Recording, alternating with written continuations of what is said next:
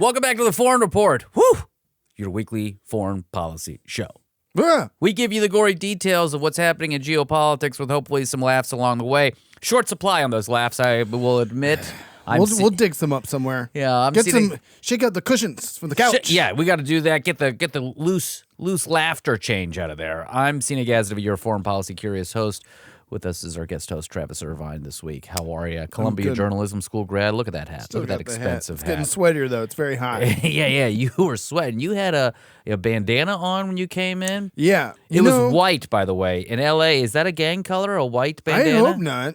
I didn't flash any signs. You know, what sign would you flash, really? A white man with a white bandana. Yeah, I just do You are the gang sign. Peace, man. Yeah, you are You are a walking gang sign. I'm in the two for gang. That's what I'm in. It's good to have you back in studio. Thank you. Glad I shaved that dumb beard. Traded the beard for a bandana. And I got your beard now. It's come over here. Oh, wow. Full. It's full. Let's see what people in the comments think about that. Sound off, people. Sound off. As always, subscribe to our YouTube channel. If you're listening to us on your favorite podcast platform, very much thank you. Please rate us on Apple Podcasts or Spotify. Drop a comment in the Spotify comments. We read all of them, or you can send us an email at theforeignreportlpn@gmail.com. Wow. I am excited about the show today. By excited, I mean this sucks. When the news is terrible, we make it bearable. We make put New that motto. on a shirt, baby. I also went to motto school. Yeah, Did very well there. Very well. That's good. I don't know if you saw this, but Prime Minister Bibi Netanyahu met with Donald Trump this week in what was strangely deferential of a meeting that I noticed. He was very sweet to Bibi. There were times when a question was posed to Trump and he was like, oh, well, Bibi, you can answer this one. Oh, and really? that could have been like, Bibi, you're my sweetie, or I don't know what words to say. Yeah, because I do remember just a few weeks ago, Trump talking about Israel and Iran and saying they don't know what the F they're doing. Yeah. But he didn't say F. He actually said the word. He said the word. Which is like a throwback to like Lyndon Baines Johnson. Yeah. Using swear words. I am very much pro curse words. I think from a president especially. Our government and in Congress, too polite. Yes. People need to be cursing a little bit more. It's always big news. Dick Cheney wants to use the F-bomb towards a senator on the Senate floor back in the early 2000s. I mean, when it happens, you hear about it. But that's the first time I saw a president say it to the press in front of the cameras. Yeah. And then walk away to his chopper. Well, they met this week. So now Bibi does know what the F he's doing, I guess. Yeah, he does. Update. Okay. Because I don't know what I'm doing, Bibi. Can you tell me what I'm doing? But listen to what Bibi did. Okay. In this meeting. All right. God, here, let's play the clip. I have to hear his voice? Oh, yeah. I want to express the appreciation and admiration not only of all Israelis, but of the Jewish people and many, many admirers around the world for your leadership of the free world, your leadership of a just cause, and the pursuit of peace and security, which you are leading in many lands, but now especially in the Middle East. We have great opportunities. The President has an extraordinary team, and I think our teams together make an extraordinary combination. The G team? To meet challenges and seize opportunities. But the President has already realized great opportunities. He forged the Abraham Accords. He's forging peace as we speak in one country and one region after the other. So I want to present to you, Mr. President, the letter I sent to the Nobel Prize Committee. It's nominating you for the Peace Prize, which is well deserved. It's nominating you for the Peace Prize, which is well deserved. And you should get it. Thank you very much. This I didn't know. Wow. I didn't know how to read. Thank you very much. Right? Coming from you in particular, Pete this Hicks is said in the very back, meaningful. just Thank you very cheesing. much, Bibi. Thank you for everything you're doing. It's a great honor. Whoa. I want this to be the official end of anyone saying that Donald Trump colludes surreptitiously with any government or any leader. Right. This is all you got to do. Yeah, just butter up. Butter him up. Take the butter from the rolls on the table and smother it in his face. It's so easy. He could have not have sent the letter. Right. Yeah, and I'm sure the Nobel Peace Prize Committee just like, oh, good, another letter from Bibi, the master of peace. Yeah, the mess. Good grief. You know, I was reading the reactions to this, and I was like, did they just nominate anyone for the Nobel Peace Prize? And you know who won the Nobel Peace Prize that I forgot about? Barack Obama? Henry Kissinger. Oh, even worse. Another man of peace. Man of peace. Pure peace. What'd he do? Bomb Cambodia? Give him a peace prize. There was some gas involved at some point, I think. Some Not so orange much gas. a Nobel Peace Prize, a Nobel Pieces Prize. Yeah. As in he blew Cambodia to geez, pieces, folks. Look geez. it up. It's There we terrible go. stuff. Laughs along the way. Here We're we go. trying, man. That's all I got right now. Somebody's got to butter me up. Yeah. Wow. So that's the luncheon they had. And the broader conversation I think that was happening there was talk of Gaza. There was talk of what the strategy is there, and a two-state solution. When Trump was asked about a two-state solution, he kicked it to Bibi, and Bibi was basically like, if we're sure, but we have to control the other state. We have to control, all the security belongs to them. So it's like there's no real solution for a two-state, and they have talked about moving the people of Gaza. I would say another way you could say that is cleansing the land of the people of Gaza. Yikes, right. So that's something that they're actively talking about. But moreover, they talked about Iran. And I think I want to spend the top of the show today talking about Israel's grand strategy for the Islamic Republic of Iran. I think that's a fine name for it, grand strategy. Yeah. Really highlights a lot of stuff there. And it is reminiscent, before you jump into it, the United States once had a policy where they moved people who were living in an area to other areas. Yeah. Right? That was Trail the Trail of of Tears. Tears. Yeah. Right. And of course, I'm sure Trump sees that. He's like, I do love Florida. And they moved him out of Florida. Look at it now. And I'm sure in his warped developer brain, he's just like, we could turn Gaza into Florida. They are talking about beachfront property. Kushner's been talking about it for years. This is something they talk about over the dinner table, I'm sure, at family meetings, at Thanksgiving. I can't wait what we do. They talk about it at lunch. They do it all over the place. And so there is this concept that I'd like to present of a layer cake. Great movie, by the way. Oh, wow. Deep cut. Woof. I was expecting a dessert. Hit me with a movie. But we are going to talk about a cake. It's a multi-layered cake. And at the end of this, we'll have cake on our face. Because this cake is a gross cake. Love a good cake fight. The perfect end to a 30s comedy. I can't wait for this metaphor to completely disintegrate by the end of this segment. Almost like a lot of layers, almost of a building. Yeah. Layer cake 7? All right. There we go. I'm trying we here, can't, folks. YouTube's filters. Okay. Right. Listen. So we've talked about the JCPOA as being the method of control for the nuclear. And reminds me what JCPA is again. It's not J.C. Penney's association. No, I wish it was. Joint Comprehensive Plan of Action. So this was the agreement that was made with a bunch of other countries, China, Russia, all these other, the whole UN Security Council signed off on this. Basically, it allowed all these inspectors to come in and tell us where Iran was in their enrichment. All the enriched uranium that Iran had at that time left Iran. It got moved out. And there are people that say, oh, you're so naive for thinking they stopped the nuclear weapons and stuff like that. I'll tell you what, they spent the money on their proxies. And so right now, Bibi did the 12-day war. We dropped our bombs because we wanted to, quote, stop the nukes. That's right. Stop their nuclear program. Nobel Peace Prize incoming. And really what they did was they didn't stop it. They just kind of pushed the clock back. Right. And what did we get a display of? We got a display of Israel can shoot rockets and missiles to Iran. Iran can shoot rockets back to Israel. Innocent people can die on both sides. And America gets to drop their no healthcare bombs. Right. That's what I...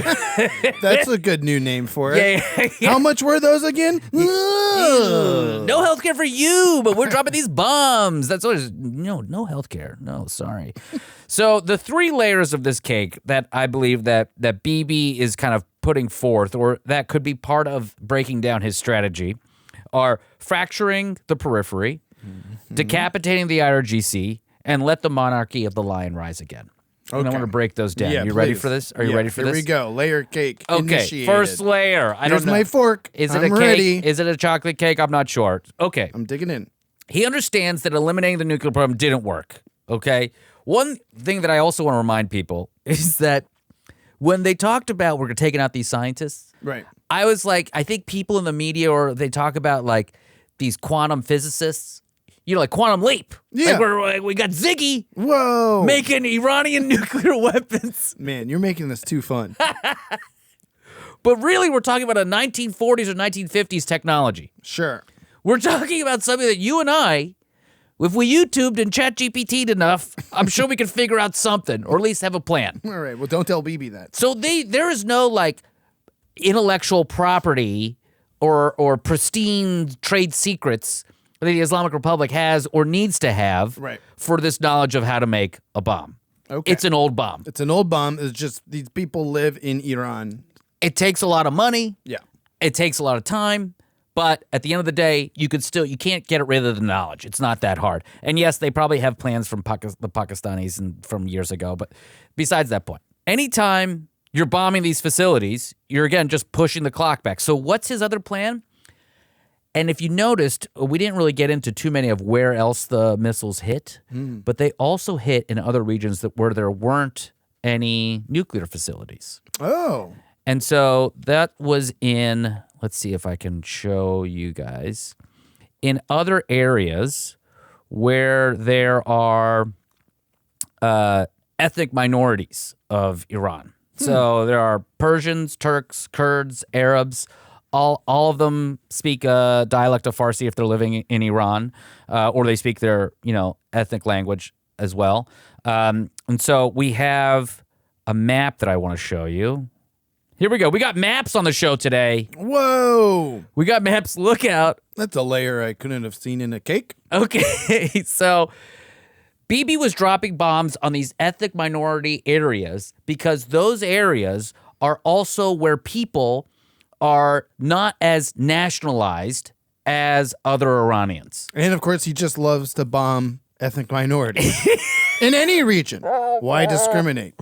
Why discriminate? He's an equal opportunity bomber. Oh, gosh. So the bombs that he dropped there were part of this plan I'm presenting here, that if we get these ethnic minorities very angry, they will fight within Iran, they will help topple the regime, they will help create what I believe is really what Bibi wants, is a failed state. The third goal. Yeah. Topple the regime. Topple the regime. But even if the regime isn't toppled, if it becomes like Syria or Iraq, it's still good for Bibi because it's chaos there. And while they're trying to operate and deal with the chaos internally, he can say that he's keeping Israelis safe in his country. So he bombed the Khuzestan province, which has got a lot of minority Arabs there. Let me see this. Wow. There we go. We're zooming in on that. And for the listeners, this is towards the western side of Iran, close to Iraq and Kuwait. Yes, exactly right. Pretty much right where that Persian Gulf kind of ends. Yes. And so it's the top of the Persian Gulf. It's connected to Iraq, so you can see how there are going to be more Arabs in that part. He also went after Tabriz, which is in the northwestern part of Iran, which has a lot of Turks. Huh. So there's a lot of Turks there. And it's right by Azerbaijan. Yes. And what's that big old sea right there? Is that the Caspian? That's the Caspian Sea, where my mother is from, actually. Oh, she's from, which sounds like she's from the sea. She rose from the water. She rose from the water. And you were born. So this is also where they bombed. Again, another huge city and ethnically very Turkish. Right. And then he also bombed Mahabad, which is in a Kurdish region of Iran. Now, Kurds don't have a country per se, but there are areas like there's a province called Kurdistan in Iran. There's other areas where Kurds are, which, by the way, Kurds, one of the best allies the United States has in the Middle East. They always end up fighting with us, and we treat them terribly. Right. I once met a man from Kurdistan, or who was Kurdish, and he was very grateful the U.S. had invaded Iraq and toppled Saddam Hussein. They love that. Okay. And so... But no nuclear facilities in any of these areas. Exactly. No nukes. Anything. But there were IRGC commanders in there. There were some other sites. But what really was the mission there, I'm submitting to the audience, is that it's to sow chaos. And so there was command posts and intelligence hubs there, and apparently some Kurdish militant groups were also urging their people to take up arms. There were some military installations in the Khuzestan region and protests over, there was like a lot of other protests and happening because of water shortages. And then again, in the Tabriz region where the Azerbaijani, which is connected, which is bordering there on the northwestern part of Iran, there are airstrikes in locations. So there were plenty of ways for Bibi to sow chaos in that part of the world. Right. And so that's one part of it. If you get everyone angry enough, right, they will come after you. That's bizarre. Bizarre strategy to bomb them to make them angry at the regime. Interesting. But I guess he's blaming, is like, I wouldn't have to do this if your regime... But remember this. Back in the day, during the Clinton election with Trump, 2016, right, the whole Cambridge Analytica thing, the whole Russia thing, and I was always Trump never colluded with Russia, but it's clear that Russia was able to buy ad units and incept the populace of the United States with disinformation, get us angry at each other, sow resentment among the population, and then boom, you get a friendly to Russia president. Right. Again, you don't need to collude to do any of that stuff. You just buy some ad units on Meta. Huh. Why didn't Bibi do that? He is. He's also doing that? Bud, he has advertised on this show. So we have programmatic ads. Hold on. We have programmatic ads that we cannot control. We can't control this? No. But I did say no more politics on the YouTube channel, but I don't know about the pod, the audio version. But I got texts from friends that were like, hey, I thought you were playing a clip, but it turns out that it was just Bibi rationalizing why he's bombing Iran. And he must be frightened of our hilarious show, #1 foreign policy show in the manosphere. This, I guess, but we can't usurp his ads. We cannot usurp his ads. Man. So then there's the decapitating of the IRGC. That's the second layer of this cake here. All right. And it's the whole head of the octopus thing, which we talked about on the show, doesn't work. Okay? Because there was this guy, Soleimani, that he assassinated several years ago. In the first administration. Yeah, but that didn't stop the IRGC. Now, for those that don't know, the Islamic Revolutionary Guard is kind of like this parallel state that operates within the Islamic Republic. They control everything from the economy to foreign policy. They're the ones that are the point of contact. They're the producers, if you will, of the axis of resistance. Hamas, Hezbollah, and the Houthis. They're the ones that are like on the email chain. Pulling the strings. Exactly. On the signal gate chat. Israel, when they first started bombing, said that they were doing surgical strikes on these IRGC commanders. And they did do surgical strikes, but they also toppled buildings over where a lot of civilians were living.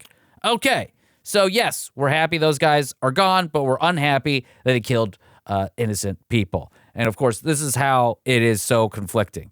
The problem that I also have with this section and this piece of the cake is that when you try to take out or decapitate, you have to assume that the body is going to die. Right. This is the whole point of decapitation. Right. But if you just have new young guys that are like the Islamic Republic version of Andrew Tate that are going to fill their seats. Ugh. This is what we're talking about. Very fanatical, very vengeful. They're going to come in. They're going to replace these guys. And they're going to be just as bad. So it's like that movie where the guy chops off the head, but then the new head just kind of grows back Exactly. in. What movie is that? I think it's Men in Black 2, Johnny Knoxville's character, but don't quote me on that because it ain't no layer cake. I'll tell you that much. So we got that's layer 2. Layer 3 is about, maybe we should take a break. Should we take a break? I feel like we should take a break. I need more layer cake. I need coffee with my layer cake. Okay, let's take a quick break. And when we come back, we'll talk about layer 3. I need a break from this cake. Which is I've had all I can take. The monarchy of the lion rises again. I hope it's not a mistake. Seena, Travis. When the news is terrible, we make it bearable. We'll be right back. Welcome back to the Foreign Report. I'm Seena Ghaznavi. Travis Irvine is our guest host for today. And apparently, when the news is terrible, We make it bearable. Oh, my God. And when the news is loose, I turn into Dr. Seuss. I hope you enjoyed that ad from Bibi Netanyahu during our break. Yeah. So, by the way, he's serving ads. Clever. The Israeli government serving ads on our show. I don't know. Hopefully you won't get those anymore. We have no control over it. No control. I think the category of politics got removed. Oh, hold so on. we'll I'm see. getting a text from the Mossad. Anyway, keep going. You can't get rid of us. Oh, no. So, Reza Pahlavi, the son of the Shah Mohammad Reza Pahlavi. The Mohammad Reza Pahlavi was the Shah during the Iranian Revolution that happened in 1979. Very good. Now, that Shah was no stranger to foreign influence. He was actually installed by the Brits and the Soviets after his father, Reza Shah, cozied up to the Nazis. There's a big story around how when Reza Shah was in office, he's the one who changed the name from Persia to Iran to remind the Nazis that, hey, we're actually Aryan. We have Aryan roots. We've been here longer than anybody. Don't mess with us. A lot of, if there's Iranians watching, they'll probably disagree or someone will agree. There's a lot, in the diaspora conflict about that. But when his power reigned, when Mohammad Reza Pahlavi's power reigned, there was a powerful democratically elected prime minister in Mohammad Mossadegh in 1953. And that was a coup that happened where they overthrew Mossadegh. He ended up dying in prison. And that was backed by the UK and the American intelligence forces of MI5 and CIA. Yes, I do know that little bit of history. It was the U.S.'s first real involvement in Middle Eastern politics post-World War II in the New World Order. And that coup was a model for every coup that we would do after 1953. Right. We're taking it to Central America. Yeah. We're taking it to Asia. We're definitely taking it to Africa. Thanks, Very 1953. popular. Very popular. Right. So But this was the original model. this was the model. This was the pilot. And it worked very well, apparently. So I say all that to say that the people of Iran were not crazy about the Shah. And there are people, though, that are also going to say, well, the Shah was at least better than what they have now. Yes, agreed. Totally. 100%. That doesn't mean people are going to like this guy, Reza Pahlavi, the son of the Shah that was there during the revolution. He's the guy that everyone revolted against. So his son is, going to be a polarizing figure, if you will. Sure. But you have a lot of people in my diaspora that want the monarchy to come back, to save the country. Really? And whether that means he's the king again, or he becomes the king, or, as he said, he would just come and facilitate a peaceful transition to a secular democratic state. Well, And that sounds great, doesn't we've it? heard that. Lord knows we've heard that old tune before. Yes. Trust me, I'm a king. Spreading democracy always works in the Middle East when Right. it happens from outside the country. Of course. So Reza Pahlavi has been on this media tour for years, actually. Really? And it's really picked up over the last few months, and especially the last, month or so. Does he put in ads in our podcast too? You know what? That's a really good question. I wouldn't. Who's I he going- I what don't know if shows he's is he got the going on? scratch. He's definitely paying for plenty of stuff. He went on Patrick Bet-David's show. I don't know if you know that show. PBD is another Iranian guy, but he's kind of like a conservative-ish, kind He's of not going on libertarian. Young Turks, is he? I don't think he went on Young Turks. He's gone on some other shows as well. He's on Fox News a lot. Oh boy. And so he's even got like socially on the internet, because there's a lot of people in the diaspora that are very pro the Shah, anti the regime, pro get whatever's in there now, the regime out, which I understand, right? Sure. Hashtags like you represent me were going around, and they declared Reza Pahlavi like you're the guy. You help us. Interesting. And so before, like while the 12-day war was happening, he was also on Fox, and I want to play a clip where he was on with Maria Bartiromo, Oh boy. who is a real man. She used to just report about business. and She used to be stocks. just biz. I miss Fox Business when it was about business. Oh my God! Now she is off the chain. You heard Benjamin Netanyahu say that there are leaders that are packing their bags and leaving. Do you believe that this Iranian regime can be toppled? Absolutely. It's just a matter of time. I believe that for 44 years. It's not a matter of if, but a matter of That's when. 46, but But it's now fine. we have What's the big deal? a 2 tremendous opportunity. Last time we spoke, I mentioned that the regime is at its weakest. As of last 3 days, the regime is 10 times weaker than it was 2 weeks ago. Okay, so this is day 3 of the 12-day war. Okay, so this he's is saying a flashback. He's saying 3 weeks ago, or weeks before, the regime was at their end. Now they're 10x at their end. Okay. So at this stage, I think the Iranian people obviously realize that the playing field has been more equalized for them to give them finally an opportunity to rise and get rid of this regime. Because Okay, so day 3 of the 12-day war, he's saying there's finally a moment where the people of Iran can go out of the streets, go attack the government. This is your chance. Don't mind the Israeli airstrikes that are blowing up everything around you. Right. This is your moment. Wow. Play the Eminem song. Don't miss your chance. Right.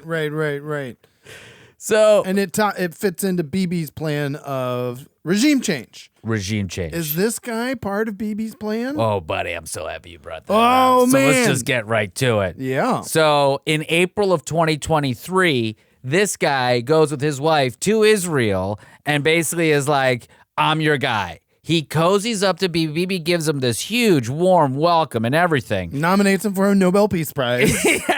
Thank you. Squeeze that Which in goes at lunch. into the spam box of the Nobel Peace Prize inbox or Right. whatever. And so soft touch Pahlavi, because he's a soft-spoken guy, right? He joins now the American-Israeli neocon axis of, good? And so this becomes a huge problem because if you remember the Women Life Freedom movement, that expressly said, we don't want any foreign influence. We don't want Israel involved. This is about the internal struggle and the internal fight of Iranian people and especially the Iranian women there. Right. And so here is what this guy has been saying, which, by the way, he said that they're 10x more weak. Where are we at now? I don't know. The executions have tripled in Iran. They have cracked down on people more than ever. Uh-oh. This is what happens every time there's an uprising or something. They punish the people there. And so this is what this guy is constantly going on the media and saying. And this is where he's lost a lot of his support. And credibility, probably. Exactly. Because everyone, so many Iranians are looking at this guy and see him just trying to get the spotlight. I am here today to submit myself to my compatriots, to lead them down this road of peace and democratic transition. I do not seek political power, but sure. rather to help our great nation navigate through this critical hour towards stability, freedom, and justice. Oh, interesting. To the people of Iran, I see your courage, I feel your pain. Yes, I from my know limo. you are suffering. I have a I know penthouse. many of you are afraid for your loved ones, your children, your future. I am investing in Bitcoin. So I speak to you today with a heavy heart. I worked for years, for decades, so that the scourge of war would never reach the borders of our land. Oh, boy. Seeing the images of the people of Tehran forced to flee our beautiful capital, the explosions in Isfahan, the fires along the Persian Gulf, all fill me with pain. But Well, more buddy, than you pain, just- I am filled with anger because this war is the result of the selfishness, hatred, and terror of one man, Ali Khamenei. Whoa. So he's talking about the supreme leader of Iran, which, is no one's going to argue with you that the supreme leader is not a piece of trash. But the problem here is that he's speaking as a foreign influencer who has cozied up to the very people that are killing civilians. Over 1,000 people died in the 12-day war in Iran. Many, more than 50% were civilians. Wow. And so this is what is happening here.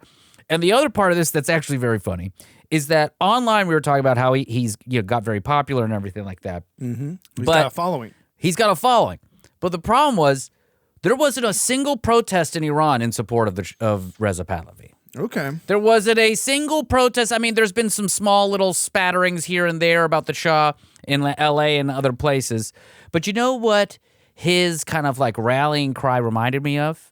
About to do some investing. Spend it on you and your bestie. You and your twin on your jet ski. The Will Smith girls rendition, pretty girls rendition in London. Look at this. A bunch of people not moving, not into the music, looking around. What should we be doing? Who should we be talking to? Look at that. Completely still. Oh, all right, Will Smith. Rita Ora, ladies and gentlemen. Rita Ora? Who is Rita Ora? There's a whole thing that Wendy Williams did on who Rita Ora is. There you go. Like, I like pretty girls. oh my God, it's just so cringe. Will Smith and the Shah. Yeah. The Shah's son. I'm looking forward to their duet So album. it got this whole thing, Bizarre. these multiple layers of this terrible cake. Okay. And And Shah fits into layer 3. Regime change. Now that's good to know for the plebes like me. Yeah. I'm just like, yeah, what does replace the current regime in Iran? Because I've heard you say it. It's not popular. They're not great. What takes its place? And there is literally a guy actively campaigning for the job from his penthouse limo. Where is he hiding out? I don't know where he lives. UK, probably? I'm sure he has multiple homes. Ah, man. Well, why does he just go hang out in one of Because he's got to those? feel the pain of Iranians in multiple homes. That's right. That's right. Oh, this couch is too painful. I got to go to the other one. Oh, this one's painful too. Yeah.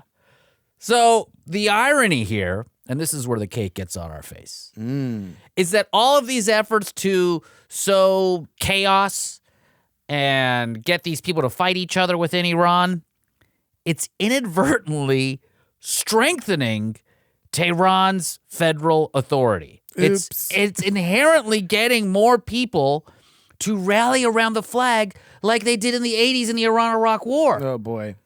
Because Like- they're being attacked. Yes! And when you get attacked, They're not like, oh, I'm a Kurd, Israel's attacking Iran, I'm going to side with the people dropping bombs on me. right. Or the U.S., which is No. also dropping bombs. Yeah. There are no healthcare bombs. So this strike, according to Foreign Policy Magazine, was a failed gamble by the U.S. And now they're saying they pushed the nuclear program back by 1 to 2 years. Fine. Sure. Right. It was a few months. I heard a couple weeks ago we were talking about that. And now it's like 1 to 2 years. Sure. Fine. Again, it doesn't matter. They didn't obliterate it. And I'm sure Iran, which, by the way, Iran was quoted as saying they have no further plans to retaliate, but they will continue to develop their nuclear program, which I'm sure is totally for civilian use and not to slowly plan a way to kill In fact, a bunch we're of going to innocent ramp people. it up, Yeah. actually. We're going to hype this one up. We're bringing in Will Smith to really take this program to the next level. And then what happened to Israel? Which, by the way, I want to go back to this thing I've said before where it's like, if you have a bodyguard and the bodyguard tells you every day, I'm going to protect you, I'm going to keep you safe, but yet you get punched in the face, kicked in the pants, Ow. stepped on the foot, punched in the nose multiple times, I'm feeling the pain. and the bodyguard just says, well, at least you didn't get shot. Ah, well, I guess he's right. But he keeps punching me. And this is what's happening to Israel. A lot of their sensitive intelligence sites got bombed. A lot of civilian buildings got bombed. Like this man keeps talking about keeping Israelis secure and safe. He has done none of that. Yeah. And by the way, where are the hostages? Why can't we drop Chuck Norris in to get these hostages out? Right. You can't carpet bomb an entire area and expect the hostages to still be alive. It's just again. This is why the Nobel Peace Prize Committee loves to hear from Bibi. Yes, thank you. Another to the stack. It's just another paper from Bibi nominating himself this time. He does it every month.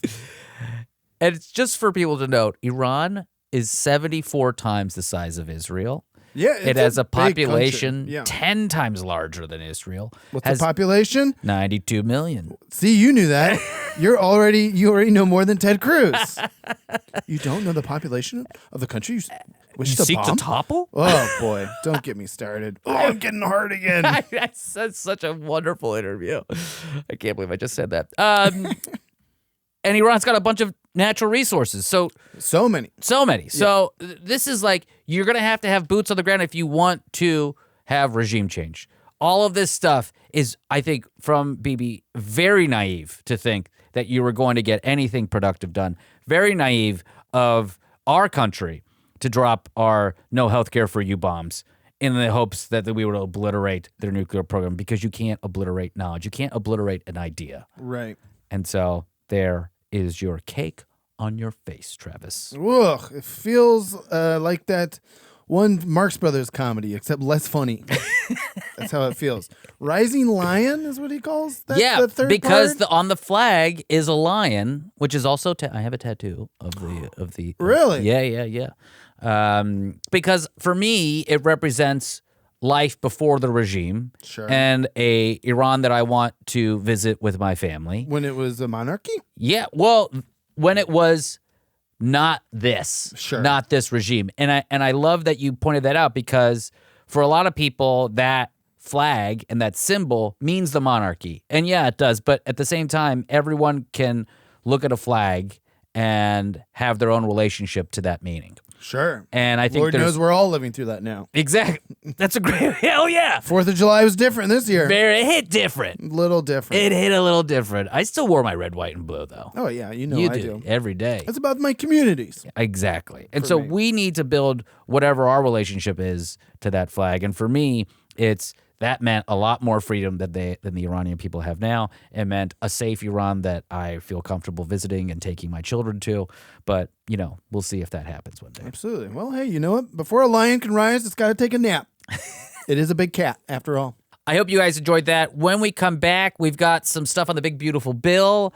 I've got a clip from the Secretary of Agriculture that will make your head spin. Bonkers. And we'll wrap up the show. I'm Seena Ghaznavi for Travis Irvine. This is The Foreign Report. We'll be right back.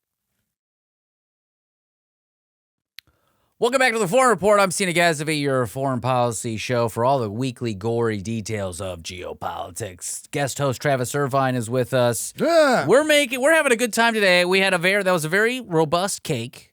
Big old cake. And then we want to talk a little bit about domestic stuff that is definitely foreign policy related. Yes, it's going to have implications. But I did see this clip of Secretary Brooke Rollins. Mm-hmm. She's the Secretary of Agriculture. Right. And she was doing this talk, and just listen to what she said about how she connects the mass deportations Okay. to labor shortages and Medicaid. And we're going to talk about the big, beautiful bill that has work requirements for Medicaid. Yes, it's got a little bit of everything for nobody, which is impressive. So let's just listen to what this person. The second thing, to your question about mass deportations, the president and I have spoken about that once or twice, and he has always been of the mindset that at the end of the day, the promise to America to ensure that we have a 100% American workforce stands. There are plenty of workers in America, but we just have to make sure we're not compromising today, especially in the context of everything we're thinking about right now. So no amnesty under any circumstances. Mass deportations continue, but in a strategic and intentional way, as we move our workforce toward more automation and toward a 100% American workforce. And ultimately, it's the wonderful members of Congress behind me who are taking this on the fixing the current immigration system. I think we'll probably hear a little bit more about this today, and the conversations will continue. But I can't underscore enough, there will be no amnesty. The mass deportations continue, but in a strategic way, and we move the workforce towards automation and 100% American participation, which again, with 34 million people, able-bodied adults on Medicaid, we should be able to do that fairly quickly. So the people on Medicaid will suddenly start working in the farms. Oh, I see. They're kicking people off of Medicaid. All right, hold on. Let me do the warped. Yeah. Let me fire up the warped part of my brain that doesn't know. It's like a lawnmower. So they're gonna make Medicaid work requirements, kick people off. Yeah.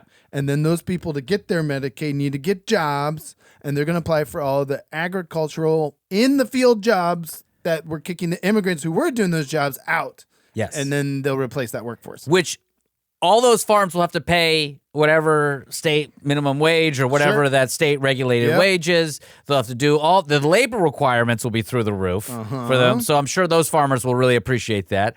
And also this happens like so farms, let's say in like North Carolina and other places, there are rules where you have to offer jobs to Americans first before you go to immigrants, before you go to those other. And you know what? Those jobs stayed open. You telling me no one wants to leave the suburbs to go to the fields? 34 million lazy Americans on Medicaid. Yeah. And they need to get jobs. They need to get jobs. And here's the other. You got to really fire it up for this one. Okay. She said we're going to move the workforce to automation. Also that. And get the workers to work more. Okay. So I don't know if she knows what the word automation means. Right. Or workers. Or workers. Or agriculture. Or secretary. Who the hell is this person? How'd they get this job? Because you don't drive workers to automation. You drive the workers away with automation. Right. And so that is where we're at now. That was probably one of the most unhinged things.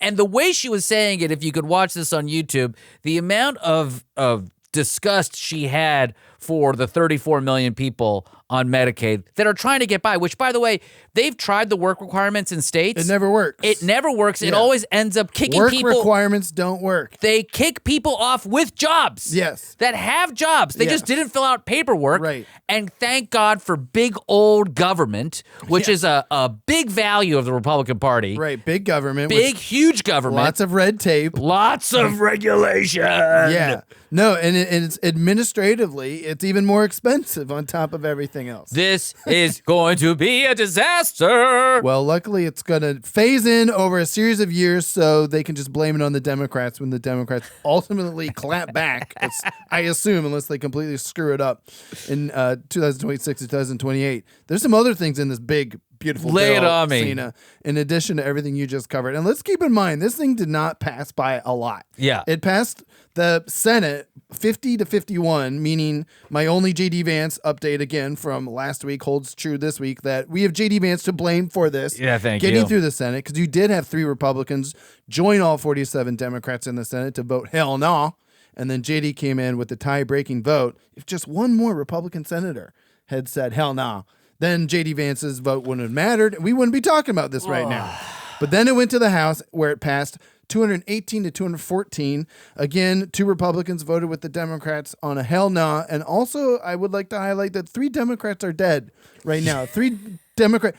Just a quick sign. Please, Democrats, start letting the younger generation take over so you don't die in office and can't vote against one of the worst bills in American history. All right. So what else have the Republicans have tucked into this thing, Seena, that has implications on foreign policy and people trying to come to the United States from foreign governments? Well, guess what? Homeland Security's Immigration, Customs and Enforcement, aka ICE, gets another $30 billion through September 2029, making them one of the highest funded law enforcement agencies in the country, Seena. And also one of the largest standing militaries in the world. Yes, they are going to hire 10,000 more ICE officers within the next 5 years. And those guys are going to be physical specimens. Let me tell you, real fit. They're going to be all from the CrossFit gyms around the country. Sorry if you're at CrossFit, but look at the guy next to you and make sure he doesn't join ICE. Yes, please. Yeah. In fact, advise him to not do it. Maybe he can get a job out in the fields. God, great numbers for the Joe Rogan podcast, because they're all going to be listening to the podcast while they cruise around picking nannies up from the park that I take my children to. It's bonkers. And speaking of getting more people to work, a lot of this money, which is taxpayer money, is going to go to signing bonuses. If you sign with ICE, and then if you stay there for 5 years, then you get another retention bonus, so on and so forth. So they're really trying to beef up the ICE benefits in terms of... This is awful. That's bonkers, right? Well, but don't worry, it gets worse. Oh, what? I have so much more. Oh, God. And this comes to us, by the way, great wrap-up from our friends at States Newsroom, the new nonprofit national news organization. They've got a outlet in all 50 states, but this is from their D.C. bureau. Good grief. Another $1 billion goes to the Department of Defense to deploy military personnel for border-related operations, construction, and temporary detention on military installations. because Trump has turned the border into a military zone, essentially, and now he's authorizing the military to do militarization on the border. You know what could have probably helped the military is, or at least the people of Texas, is the military. Oh, wow. They probably could have gone down. Yeah, I and heard helped. the military has a shit ton of money already. Yeah. So let's give them more, right? And again, keep in mind, this is the same big, beautiful bill, quote unquote, that is cutting benefits from hungry families. It's cutting Medicaid, like we mentioned. It's cutting benefits from lower income Americans and shoving the money towards tax cuts for the wealthy. And then this stuff, this ICE, this pro-military. I mean, again, I'm going down the list still. This is bonkers. It's $45 million for building new centers to detain immigrants, which will include, don't worry, single individuals, but also families. Because what about the families, as everyone always says? This is a 300% increase from ICE's current fiscal year budget of just $9 billion. So you're looking at $45 billion. That's like times 5, the budget. And that's your taxpayer dollars at work. And of course, don't worry, Seena, this means that a lot of private prison companies, The Geo Group. Yep, because Geo Group, Core Civic, they are buying up facilities and starting to turn those into holding facilities. We covered Geo Group on the Fraudsters season 5 show, Right. and because we were talking about how private prisons were actually going from private prisons to immigration facilities and rehabilitation centers. Yes. Because they just want to keep you in a system. And so this is, I was thinking about this the other day, and this is weird that these are the thoughts that come through my mind. Not only do I think we should not have private prisons because of the moral problems with it, Right. of just these people are going to be treated poorly, Mm-hmm. but I think there's a moral question of we should, as Americans, be responsible for our own prisoners. Sure. The government should be managing the prisons, Right. because if we are we need to see what we are doing. We need to take responsibility of the people we put in prison, and our elected officials need to be the ones controlling those levers of power so that we can put people in that'll do that responsibly. Which is another warped part of the Republican mindset that, well, the private companies can do it more efficiently. Yeah. So we'll hire them with taxpayer dollars, public dollars, to Exactly. do it. So we're hiring, it's a public-private partnership. Oh, my God. I love that. Isn't that fun? Yeah, Hill Dog used to say that all the time. Oh, great. We'll have public-private partnerships. Thanks, Hillary. I'm Thanks, sure this is Hillary. gonna do really well for you in the general election. Really worked out. It does keep going. In fact, you mentioned creating this system, and I'm glad you mentioned that because that does tie into some of the more mundane immigration policies that are tucked into the big, beautiful bill, and that is making it harder for legal immigrants to be legal immigrants and making it easier to put these newly illegal immigrants into the system. What do I mean by that? Well, just little things like this. An immigrant without legal authorization who is apprehended at a port of entry would now be subject to a $5,000 fine. A current civil fine is ranging from $50 to $250, and asylum seekers typically surrender themselves at where? Ports of entry. But now if they can't be there, it's a $5,000 fine. Much more than, hell, I couldn't afford that on any good day. So it just keeps going Thank from God there. you shaved that beard. I know. Now I can finally go to my port of entry without any problems. And it just keeps going as well. Just initial work payments. You got to pay another fee of $550, which is currently a free process.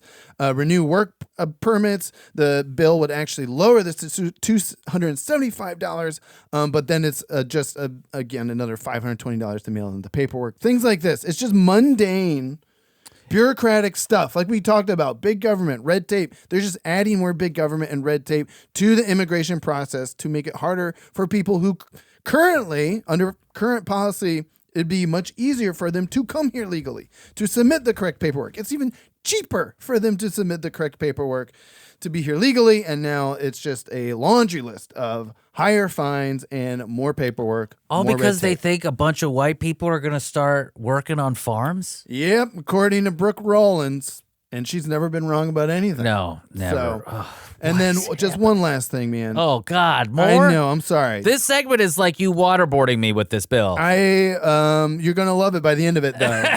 It's like swimming. In your own feces. All right, this is bonkers, dude. There would be funding to check children into custody for their potential criminal and gang history. Those 12 and older would be subject to examinations for gang-related tattoos and other gang-related markings, according to the bill. They've already screwed this up already. I know, but this is what got me. The special juvenile immigrant visa, which is for immigrant children who are either abandoned or abused by a parent and allows them to apply for lawful permanent resident status. It now costs $250 under the bill. God. The fee could be waived, but it is currently free. Children that are a victim of domestic violence. You better have usually, $250 on you. Yeah, they are flush with cash. So there you go, man. The big, beautiful piece of absolute garbage bill. Wow. Well, it's democracy in action. Yep, there it is. Elections have consequences, people. They so sure do. Let's make sure we don't do this whole, I don't talk about politics. I don't talk about it. It matters. Talk about it. It matters. And that's why I'm nominating you for the Nobel Peace Prize. Oh, man. I'll fill you in at lunch. I haven't killed nearly enough people. All right, well, get busy. Because I got this thing. I got a piece of paper. I'm going to present it to you at our luncheon. Oh, Lordy. Folks, rate us, subscribe to us. Just be good to yourselves. And wow, what? That bill. And we'll see how this all plays out in reality as time goes on. Soon, very soon, and over the next few years. What is it? 6 months? Just over 6 months of this. Not even 6 months. 6 months. Yeah, it's officially 6 months. On July 20th, it'll be 6 months. God. All right. Buckle up. When the news gets terrible, we make it bearable. Right here, the Foreign Report. Whoa. Get some ice cream. I'm Seena Ghaznavi. Yeah, eat ice cream. Oh, I think I'm going to go after this and get some ice cream. Are you going to be okay? If I eat some ice cream. How about I fill you up with layer cake while you eat that ice cream? Because that's how I feel. Thanks, everyone. We'll see you next time.